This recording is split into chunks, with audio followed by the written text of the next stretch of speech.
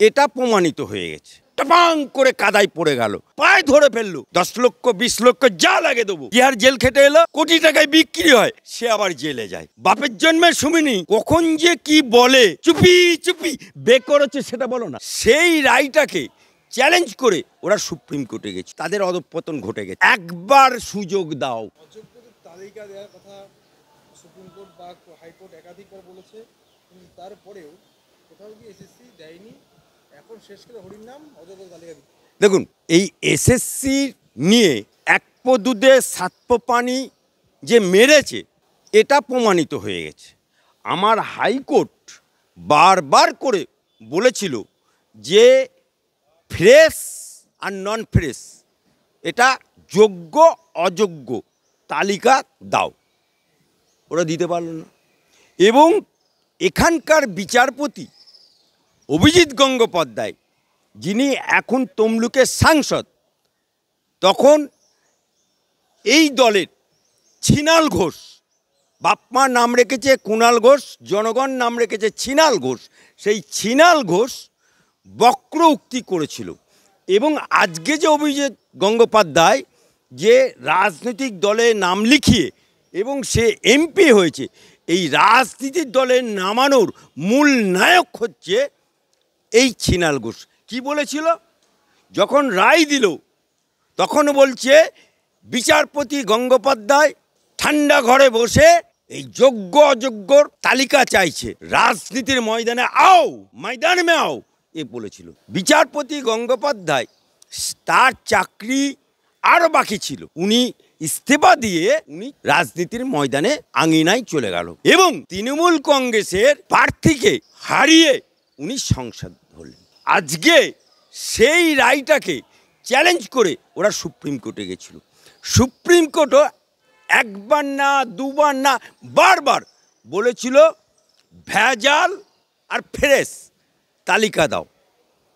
যখন দিতে পারল না, তখন সুপ্রিম কোর্ট পুরো ঢাকি সমেত বিসর্জন দিয়ে দিল, অর্থাৎ 26,000-এর পুরো প্যানেলটা বাতিল করে দিল। বাঁচাও সাধু বাবা, বাঁচাও সাধু বাবা যখন চিৎকার করছে, এবং যারা দীর্ঘদিন ধরে ফ্রেশ এবং অযোগ্য, যারা টাকার বিনিময়ে চাকরি করেছে, যারা টাকার বিনিময়ে চাকরি নিয়েছে, এই টাকার বিনিময়ে চাকরি হওয়ার কারণে শিক্ষামন্ত্রী জেল খেটেছে এবং শিক্ষামন্ত্রীর ঘনিষ্ঠ অপা, তার বাড়ি থেকে টাকা গোনার জন্য মেশিন আনতে হলো। এবং জীবন কৃষ্ণ এই কদিন আগে হনুমানের মতো লাফ মেরে টাপাং করে কাদায় পড়ে গেল, সেই জীবন কৃষ্ণ এখন জেলে। আজকে সুপ্রিম কোর্ট বারবার যখন বলা সত্ত্বেও দিতে পারল না, ঢাকি সমেত বিসর্জন দিল, তখন এই সরকার এবং কিছু প্রার্থী তারা ওখানে গিয়ে যখন এসএসসি পরীক্ষা মানে নেওয়ার সময় হয়ে গেল, ঠিক সেই সময় ওরা রিভিউ করতে বলল, রায়টাকে রিভিউ করতে বলল। কিন্তু আমার সুপ্রিম কোর্ট বলল, এবং সুপ্রিম কোর্টে ফের ঢাকি সমেত বিসর্জন দিচ্ছিল আমার হাইকোর্টের মানে অ্যাডভোকেট, এবং তিনি সাংসদ, যে কিনা সংসদে চু কিট খেলে, সেই সাংসদ মানে বেহা নির্লজ্জ ছাড়া কেউ না। আমার হাইকোর্টে প্রত্যেকটা মামলায় হারে, সেই চোরেদের হয়ে ক্ষমা চাইল এবং ধরতে গেলে বিচারপতির পায়ে ধরে ফেললো, বলে একবার সুযোগ দাও বলে, তখন বিচারপতি বলে দিল 7 দিন সময় দিলাম, 7 দিনের মধ্যে ফ্রেশ আর নন ফ্রেশ তালিকা তুমি জমা দাও। 7 দিন সময় কিন্তু চেয়েছে কে? কল্যাণ ব্যানার্জি। কল্যাণ ব্যানার্জি তার তালিকা জমা দেবে না, কিন্তু এসএসসির হয়ে ও দালালি করতে গেছে, মামলা লড়তে গেছে। কিন্তু কল্যাণ ব্যানার্জির তো বাপের ক্ষমতা নেই তালিকা জমা দেবার, তালিকা জমা দেবে সরকার এবং এসএসসি।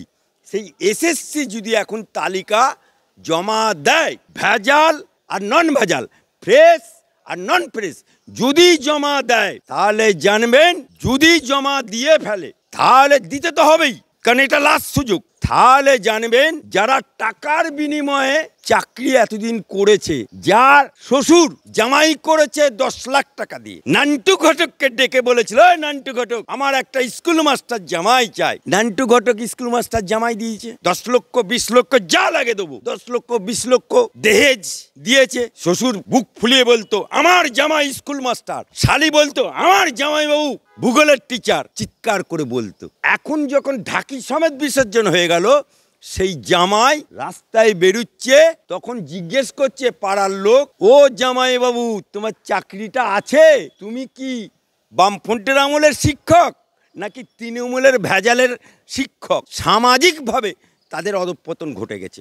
বহু এই শিক্ষকের বউরা ডিভোর্স দিতে এসছে, আমি মামলা করছি, ডিভোর্স হচ্ছে, একটা নয় দুটো নয় 6 ডিভোর্স হচ্ছে, কারণ জামাই ছিল স্কুল মাস্টার, হঠাৎ করে বেকার। আজকে 7 দিনের মধ্যে যদি জমা দেয় তাহলে জানবেন গ্রামগঞ্জে, শহরে, প্রতিটা অঞ্চলে, প্রতিটা বুথে, প্রতিটা জায়গাতে যারা টাকা দিয়েছে তারা কিন্তু ছাড়বে না। লাঠি দেখেছেন? লাঠি, ওই যে ওদের একটা বললেন না 5 উনের বাড়ি, চরম চরম গুড় বাতাসা, তিহার জেল খেটে এলো, সেরকম 5 উনে তেল লাগাচ্ছে বাড়ি দেবার জন্য। খালি সাবমিটটা করুক না, ফ্রেশ মাল দিক আর নন ফ্রেশগুলো দিক, তারপরেই ওরা বলেছিল না খেলা হবে খেলা হবে খেলা হবে, দেখে যাবে। এ তো টেলার হচ্ছে, পিকচার আবি বাকি হ্যায়। আরে আমাদের মুখ্যমন্ত্রী তো গুণের সীমা নেই, সে বলে কবিতা লেখে এপাং ওপাং থাপাং, আবার ছবি আঁকে, যে ছবি কোটি টাকায় বিক্রি হয়, আবার যে কেনে সে আবার জেলে যায়। আবার বাপের জন্মে শুনিনি, সনাতনীরাও কেউ শুনেছে কিনা আমার জানা নেই, বলছে মহাকাব্য লিখেছে কাজী নজরুল ইসলাম, আবার বলছে মহাকাশে গেছে রাকেশ রোশন। এই নারী কখন যে কি বলে জানা নেই। এখন বলছে এসএস কেমে যাব, আর উনি আবার বলে আমি চুপি চুপি এলএলবি করেছি, চুপি চুপি আমি এলএলবি করেছি, চুপি চুপি বেকর হচ্ছে সেটা বলো না। আরে এলএলবি করলেই তাকে তো বার কাউন্সিলে রেজিস্ট্রেশন নিতে হবে, তারপরে তোমার হাইকোর্টে যদি করে বা যে কোনো কোর্টে কাটে বার অ্যাসোসিয়েশনের মেম্বার হতে হবে, তবেই তো উকিল মনা হলেই সে নাম রাখা যায়। আগে মুসলমানি দিতে হবে, কলমা পড়তে হবে, তবে মুসলমান হওয়া যায়। আবার হিন্দু ধর্মে যদি ব্রাহ্মণ ঘরে জন্ম নেয় তখন তাকে পইতে পড়তে হয়। ও কে রে, ওকালতি সব ভুলে গেছে যদি পাস করে থাকে, কারণ ওনার তো সব চুপি চুপি হয়, আমারও তো চুপি চুপি হয় না। দেখুন ভারতবর্ষের বুকে পরিবারতান্ত্রিক দল, আপনি দেখুন জাতীয় কংগ্রেস, নেহরু, মহাত্মা গান্ধী, জওহরলাল নেহরু থেকে শুরু করে ইন্দিরা গান্ধী, রাজীব গান্ধী, রাহুল গান্ধী, সোনিয়া গান্ধী, অর্থাৎ গান্ধী পরিবার ছাড়া কংগ্রেস চলতে পারে না। মুখে বলে সেকুলার কিন্তু পরিবারতান্ত্রিক। আবার দেখুন আপনি বলেন বিহারের লালু, जब तक समोसा में है आलू तब तक रहेगा लालू, সেই পরিবার